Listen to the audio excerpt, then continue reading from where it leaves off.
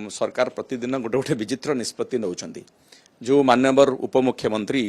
दिने बयान दौले जे छेली रखिले छेली चाष कले आमर महिला माने लक्षपति होइजिबे एवं तार हिसाब मध्य काढ़ी जो लोक मान भुआ बोला जाउची सारा ओडिसा रे हास्यास्पद होइछन से बर्तमान आउ गोटे बयान देइछंती ओडिसार आम ओडिया जातिर जो गोटे लक्ष्मी पुराण आध्यात्मिक पुस्तक अच्छी लोकंकर धर्मीय भावना सहित अति गभीर भाव में जड़ित अच्छी ताकू कुआडे छपेक बांटे जो सरकार पिलांक पाठ्यपुस्तक बांटी पारुना पिलांक पाठ्यपुस्तक रे माळमाळ त्रुटि रोचे हजार हजार त्रुटि रोची ताकू सुधारी पारुना एवं से समस्यार समाधान न करि पारि निंदित होइछंती मते लागुची से निंदारू मुकुलिबा पई कि से लक्ष्मी पुराण बही बांटिबा पई गोटे योजना घोषणा करछंती ए प्रकार योजना द्वारा जो कोटिए बांटी बोली कहते सी